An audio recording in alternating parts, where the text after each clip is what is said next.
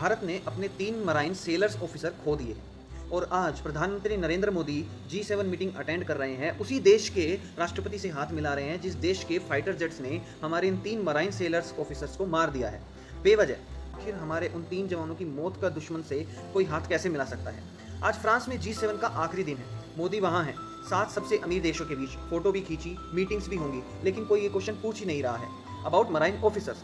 क्या मांगोगे? क्या अमेरिका अपनी गलती कबूलेगा और इस G7 समिट से इंडिया को क्या मिलेगा? आज हम इसी बारे में बात करेंगे। स्वागत है आप सभी लोगों का वर्ल्ड वॉर सीरीज के एक और नए एपिसोड में। चलिए शुरू करते हैं। G7 समिट का आज आखिरी दिन है। नरेंद्र मोदी यहाँ 13वीं बार आए हैं, लेकिन हमेशा गेस्ट के तौर पे, मेंबर नहीं। इंडिया G7 का हिस्सा नहीं है, इनवाइटेड है, क्योंकि दुनिया को इंडिया की जरूरत है, इंडिया को G7 की नहीं।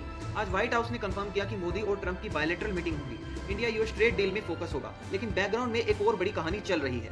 मेन स्टोरी क्या है? पिछले हफ्ते यूएस नेवी ने स्टेट ऑफ हॉर्मुज के पास 3 कमर्शियल टैंकर्स पर स्ट्राइक की और 3 इंडियन सेलर्स ने जान गंवाई। सिर्फ 3 दिन में 3 अलग अलग इंसिडेंट्स। इन सब वेसल्स पर प्रीडोमिनेंटली इंडियन क्रूज थे। इंडिया ने यूएस को न्यू दिल्ली में तलब किया, फॉर्मली प्रोटेस्ट किया। यूएस कैंटकोम ने एक टैंकर एमटी मार्विक्स पर अटैक कंफर्म किया, कहा ये ब्लॉकेड एनफोर्समेंट था।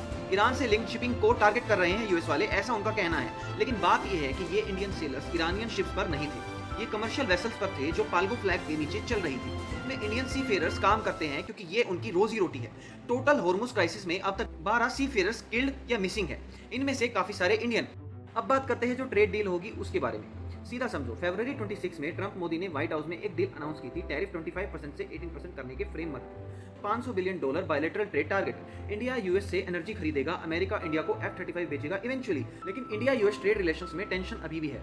टैरिफ्स, इंडिया की रशियन ऑयल परचेज और अब हॉर्मुज में इंडियन सेलर्स की मौत, तीनों इश्यूज एक साथ टेबल पर होंगे। इंडिया के ट्रेड मिनिस्टर पीयूष गोयल ने कहा पहली tranche of trade oil mid July तक कंक्लूड हो सकती है।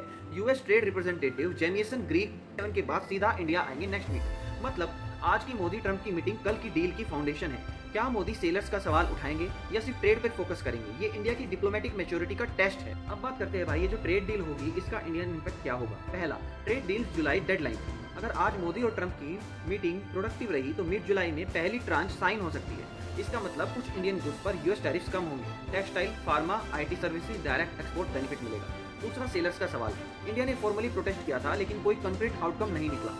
आज मोदी ने ट्रंप से डायरेक्टली सेलर्स के लिए रूल्स ऑफ एंगेजमेंट क्लैरिफाई करवाए, तो 1.5 लाख इंडियन सी फेयरर्स को ग्लोबली काम करते हैं, उनके लिए सेफ्टी गारंटी मिलेगी। नहीं मांगा तो ये कमजोरी की निशानी है इंडिया के लिए। ये थी आज की असली कहानी। मोदी फ्रांस में है, ट्रंप से मिलेंगे, ट्रेड डील करीब है, लेकिन हॉर्मुज में 3 इंडियन सेलर्स की मौत हो चुकी है यूएस नेवी के हाथों। इसका जवाब इंडिया को आखिर मांगना ही पड़ेगा।